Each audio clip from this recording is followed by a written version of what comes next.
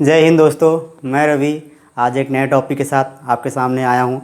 आज हम पढ़ेंगे संविधान की प्रमुख विशेषताएं। इससे पहले हमने देख लिया था कैसे कंपनी का शासन हुआ, उसके बाद कैसे क्राउन का शासन आया, फिर उसके बाद कैसे हम आगे संविधान सभा गठन किए, उसके बाद कैसे आगे बढ़ते गए। उसी कड़ी में आज आगे बढ़ते हैं। आज हम देखते हैं संविधान की प्रमुख विशेषताएँ।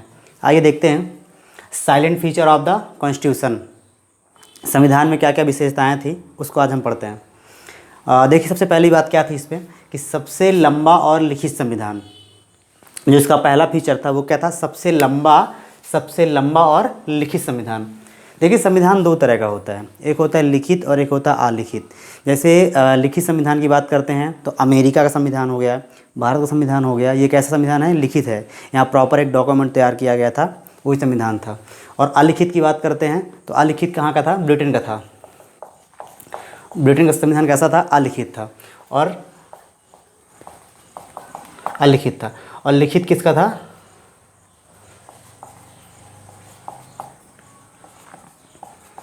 लिखित किसका था? जैसे यूएस का हो गया, इंडिया का हो गया, ये किसका संविधान था? ये लिखित संविधान था।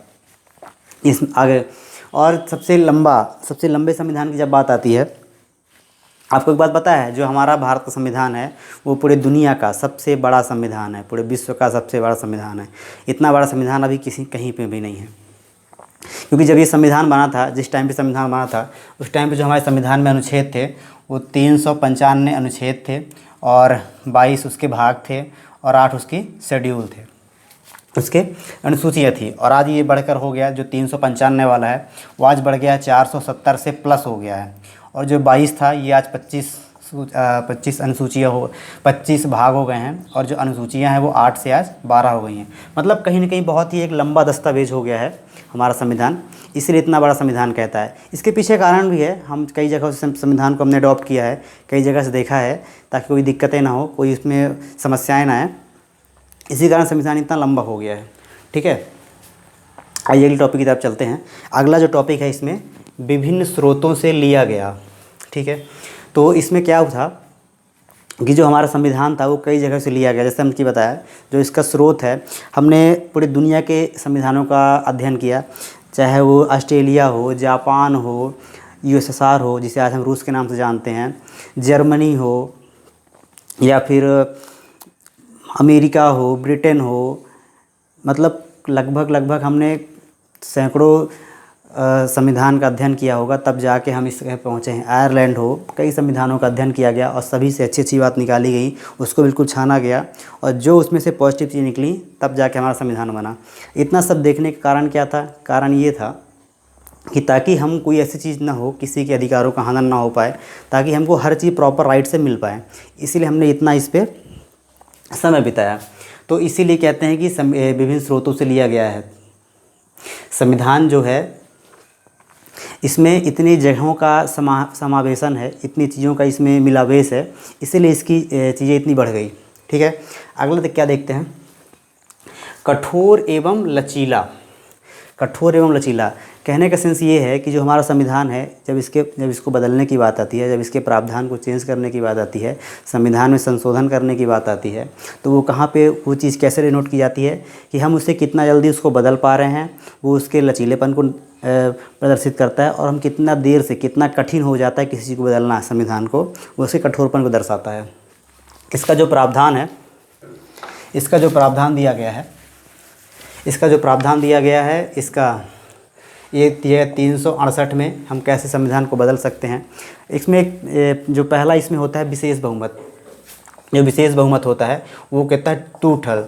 अगर 2/3 संसद की, जो जितने संसद में लोग होंगे, अगर उसका 2/3 बहुमत आपके पास है तो वो स्पेशल मेजॉरिटी होती है, विशेष बहुमत होता है। विशेष बहुमत में क्या होता है कि हम किसी भी चीज़ को आसानी से बदल सकते हैं। तो देखिए, ये जो विशेष बहुमत जो आसानी से 2/3 पे ये चीज़ें बदल जाती हैं, ये किसको प्रदर्शित करता है? ये करता है लचीलेपन को। पर ऐसे कोई प्रावधान है, कोई ऐसे मतलब कोई कानून ऐसा होता है जिसमें हम क्या होता है कि 2/3 परमिशन तो चाहिए ही, उसके अलावा आधे राज्यों की जो राज्य होते हैं, आधे राज्यों की परमिशन भी चाहिए। जैसे हमारे अगर संविधान में कोई बहुत बड़ा संशोधन करना हुआ, उसमें क्या होगा कि 2/3 तो लगेगा ही मेजोरिटी, उसके बाद आधे से अधिक राज्यों की परमिशन भी लगेगी। तो ऐसे ये हमारे क्या दर्शाता है कि हमारा संविधान थोड़ा कठोर भी है। तो कहने का मतलब ये है कि हमारे संविधान में दोनों प्रवृत्तियाँ पाई जाती हैं। संविधान कठोर भी है, संविधान लचीला भी है। मतलब ये मिला जुला रूप है, ना ही बहुत कठोर है ना ही बहुत लचीला है, तो मिला जुला रूप है संविधान में। ठीक है, ये तीसरी जगह पे आते हैं, सरकार का संसदीय रूप। देखिए सरकार दो तरह की होती हैं। एक में होता है अध्याशात्मक प्रणाली होती है, जैसे कि जो अमेरिका जैसे देशों में चलती हैं, जहाँ पे क्या होता है कि जो वहाँ का प्रेसिडेंट होता है, जो वहाँ का राष्ट्रपति होता है, वो हेड होता है। एक होता है जहाँ पे संसदीय प्रणाली चलती है, जैसे कि हमारा इंडिया हो गया, ब्रिटेन हो गया। यहाँ पे क्या होता है, जो प्रधानमंत्री होता है वही हेड होता है। तो इसमें क्या है, संसदीय रूप है। संसदीय रूप ये हमने कहाँ से लिया, ये हमने लिया ब्रिटेन से लिया, है ना। तो इस पर सबसे बड़ी खास बात क्या होती है, जो यहाँ की सरकार होती है वो उत्तरदायी होती है बहुत ज़्यादा। जैसे अगर अमेरिका के प्रेसिडेंट को हटाना हो, पद से हटाना हो, तो उसमें मतलब नामुमकिन सा है कि आप अमेरिका के प्रेसिडेंट को पद से हटा सकते हो, बहुत लंबी प्रक्रिया होती है उसकी। पर हमारे भारत में अगर किसी प्रधानमंत्री को हटाना हो तो इतना कठिन नहीं, जितना कठिन अमेरिका का है। तो कहीं न कहीं जो हमारी सरकार है बहुत उत्तरदायी होती है। उनको ये बात का होता है, अगर हमने कुछ ऐसा काम कर दिया जिससे जनता में कुछ दिक्कत हो गई, या फिर मंत्रिमंडल में उनकी पहुँच नहीं बन पाई, उनकी मेजॉरिटी नहीं हो पाई, तो उनको पद से हटाया जा सकता है। तो इससे क्या होता है कि उत्तरदायी सरकार की स्थापना होती है। ठीक है, अगला हम देखते हैं। अगले पे क्या है, एकीकृत और स्वतंत्र न्यायपालिका। एकीकृत और स्वतंत्र न्यायपालिका, देखिए ये क्या होता है कि जो स्वतंत्र न्यायपालिका का कॉन्सेप्ट है, ये हमने कहाँ से लिया, ये हमने अमेरिका से लिया। ठीक है, देखो जो यूएसए की, जो अमेरिका की न्यायपालिका थी, जो अमेरिका की हाई कोर्ट सुप्रीम कोर्ट थी, तो वो सर्वोच्च थी। जो सिस्टम अमेरिका में चलता है, जो वहाँ का न्यायालय होता है वो सर्वोच्च होता है। वही सिस्टम हमारे भारत में भी है। हमारे भारत में भी जो न्यायपालिका होती है वो सर्वोच्च होती है, संसद का उसमें दबाव नहीं होता है। वो अपने आप में एक स्वतंत्र बॉडी होती है। वो संसद में एक चीज़ और होता है, जो अगर आप संसद के अंदर बैठे हो, जितने वहाँ के मेंबर होते हैं, वो कभी मतलब किसी भी जज पे कोई बहस नहीं कर सकते हैं, कोई चर्चा नहीं कर सकते हैं। उसके लिए भी उन्हें एक प्रक्रिया से गुजरना पड़ता है। ये सुरक्षा दी गई है हमारे जजों को, हमारे सुप्रीम कोर्ट को, ताकि सरकार का दबाव ना बन सके जजों पे, सरकार का दबाव ना बन सके सुप्रीम कोर्ट पे ना बन सके, तो सदन में चर्चा नहीं हो सकती उनकी। और जजों को सुरक्षा बहुत ज़्यादा दी गई है कि उनकी जो नियुक्ति होती है वो कॉलेजियम सिस्टम से होती है, जिसमें सारे जज मिल के राष्ट्रपति को सिफारिश करते हैं, एक वो देते हैं, फिर राष्ट्रपति उनकी नियुक्ति करता है ना। और इसमें क्या चीज़ है कि जो सुप्रीम कोर्ट होता है वो संविधान का संरक्षक होता है, कि संविधान में अगर कोई दिक्कत आती है, संविधान में अगर कोई कॉन्फ्लिक्ट आता है, अगर उसकी व्याख्या करने में कहीं पे कोई दिक्कत आती है, तो हम किसके पास जाते हैं, सुप्रीम कोर्ट के पास जाते हैं। कहने का मतलब ये है कि संविधान में जो सुप्रीम कोर्ट का प्रावधान है वो बहुत ही एकदम क्लियर कट दिया गया है कि देश में अगर कोई भी दिक्कत होती है, कोई भी समस्या आती है, तो हम किसके पास जाते हैं, सुप्रीम कोर्ट के पास जाते हैं, है ना। तो ये भी एक विशेषता है हमारे संविधान की। ठीक है, आइए हम आगे देखते हैं। अगला क्या है, मौलिक अधिकार। ठीक, अगला क्या है, मौलिक अधिकार। मौलिक अधिकार एक मतलब हर संविधान में होना ही चाहिए। ये क्या होता है कि व्यक्तियों का अधिकार होता है। देखिए इसमें क्या होता है, हमारी समानता का अधिकार हो गया, स्वतंत्रता का अधिकार हो गया, शोषण के विरुद्ध अधिकार हो गया, धार्मिक अधिकार हो गया, सांस्कृतिक अधिकार हो गया, संवैधानिक हो गया। आप अगर कोई संविधान के तहत कोई हेल्प चाहिए, कोई काम करना है, तो उसके लिए बराबर आपकी पहुंच हो, वो आपको अधिकार मिला हो। सांस्कृतिक, आप कहीं आ जा सके, आप अपने धर्म की उपासना कर सके, आप कोई संगठन बना सकें। धार्मिक विषय पे शोषण, आप कोई शोषण ना कर सके, उसके विरुद्ध लड़ने का एक अधिकार होना चाहिए आपके पास। स्वतंत्रता, जो हमारा सबसे फ्रीडम एक बहुत बड़ी चीज़ होती है, फ्रीडम आपके पास हो हर चीज़ करने के लिए। समानता हो, आप हर जगह पे बराबर आपको ट्रीट किया जाए, है ना। तो ये एक बहुत बड़ा अधिकार है, मौलिक अधिकार में दिया गया है ये हमको। ये हमारे संविधान की बहुत बड़ी विशेषता है। ठीक है, आइए हम आगे आते हैं। अगला देखते हैं, राज्य के नीति निर्देशक तत्व। ठीक है, ये कहाँ पे दिया, इस संविधान के चौथे भाग में दिया हुआ है। ये कहाँ दिया हुआ है, संविधान के चौथे भाग में दिया हुआ है। ठीक है, और ये इसका देखिए मेन मकसद क्या हो, राज्य की नीति निर्देशक तत्व। राज्य को क्या निर्देश दिया गया है, जो राज्य है, राज्य का मतलब देश से लगाते हैं, राज्य को क्या निर्देश दिया गया है। राज्य का मेन काम होता है कि हमारी जनता कैसे खुश रहे, मेन उसका काम होता है वेलफेयर का काम, कल्याणकारी राज्य की स्थापना करना, कैसे हम कितना ज़्यादा कितना कल्याण कर सके अपने अपने ऑडियंस का, अपने जनता का जो हमारे देश में रहती है ना। तो राज्य का जो मेन काम होता है वो होता है अपनी जनता को सुविधाएँ देना, सारी दिक्कतों को सॉल्व करना, ये होता है काम, है ना। ये भी एक खासियत है किसकी, हमारे संविधान की, विशेषता है हमारे संविधान की। अगला देखते हैं मौलिक कर्तव्य। एक अगली बात आती है क्या, मौलिक कर्तव्य। ये कर्तव्य दिए गए हैं कि आपको क्या क्या करना है।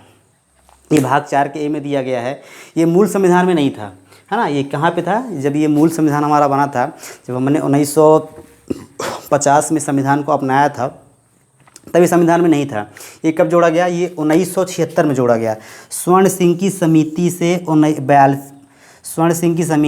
42वें संविधान संशोधन से ये प्रावधान लिया गया, जोड़ा गया। ये मूल संविधान में नहीं था। ये भाग 4 ए में है। कहाँ पे है, संविधान के भाग 4 ए में है, मूल संविधान में नहीं था। स्वर्ण सिंह समिति से 1976 में 42वें संविधान संशोधन से इसको जोड़ा गया। इसमें क्या था कि ये मेन कर्तव्य था कि हम कैसे हर व्यक्ति को क्या क्या कर्तव्य होने चाहिए सरकार के प्रति, देश के प्रति, है ना, इसकी चीज़ था। तो ये भी कहीं ना कहीं एक बहुत बड़ी विशेषता हमारे संविधान की। आइए हम आगे देखते हैं। इसमें अगली चीज़ क्या है, इसमें अगली चीज़ है धर्मनिरपेक्ष राज्य। क्या है, धर्मनिरपेक्ष राज्य। देखिए वैसे इस शब्द का जो उपयोग है वो किया तो गया है, पर हम इसको इस मतलब से नहीं पढ़ते हैं। देखिए धर्मनिरपेक्ष का मतलब ये होता है कि धर्म से इतर कोई भी जो सरकार हो धर्म से इतर होगी, पर ऐसा नहीं है। जो इसका एक्चुअल मीनिंग है वो हमें दिखता है पश्चिमी देशों में, वो हमें दिखता है कहाँ, यूरोप में दिखता है। यूरोप में जो देश हैं वहाँ पे क्या चीज़ दिखती हैं कि जो राज्य है, जो देश है, वो धर्म से बिल्कुल अलग है। ना वो धर्म की सहायता करता है, ना धर्म से वो कोई चीज़ उसमें टच में रहता है। मतलब धर्म से कोई मतलब नहीं है। राज्य अलग है, धर्म अलग है। पर हमारे देश में ऐसा नहीं है। हमारे देश में क्या है, पंथ निरपेक्षता की बात की गई है।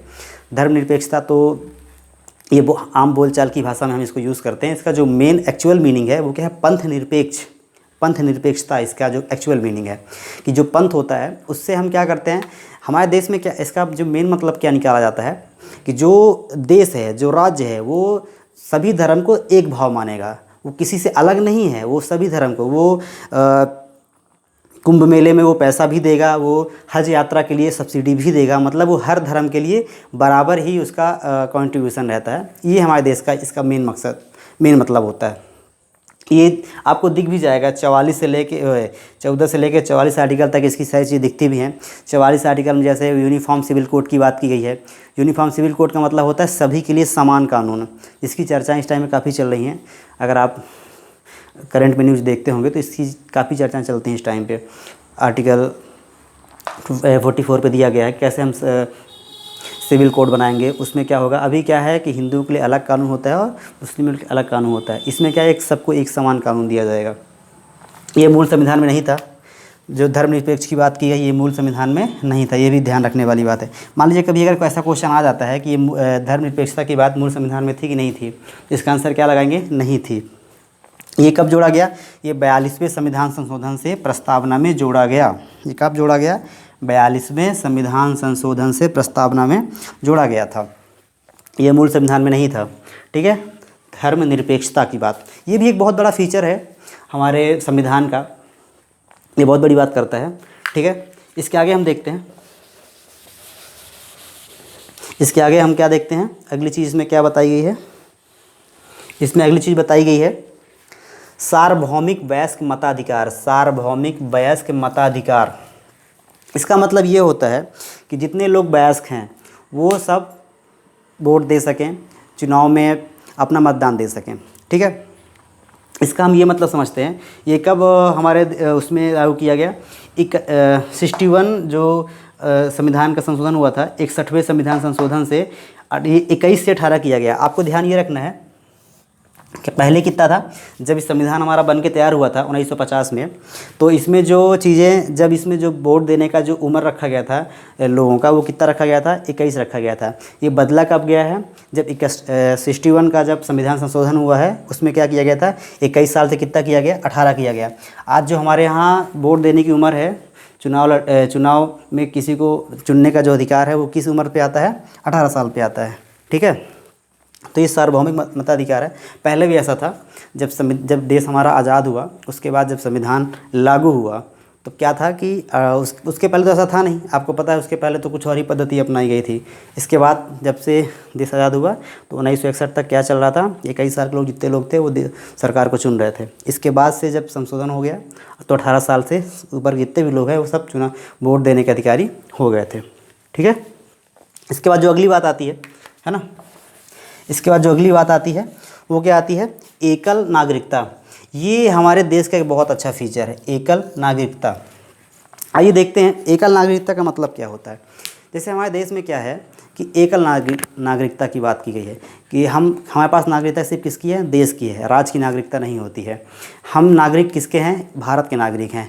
हम मध्य प्रदेश के नागरिक नहीं हैं, हम उत्तर प्रदेश के नागरिक नहीं हैं, हम बिहार के नागरिक नहीं हैं। हम कहाँ के नागरिक हैं? हम सिर्फ देश के नागरिक हैं। तो हमारे यहाँ क्या चलता है? एकल नागरिकता। भाई अगर एकल है इसका मतलब कहीं दोहरी भी होगी। दोहरी कहाँ है? अमेरिका। अमेरिका में क्या होता है कि जैसे अगर ये अमेरिका है, यूएसए है, और वहाँ मान लीजिए ये पूरा यूएसए है, ये एक पूरा देश है यूएसए।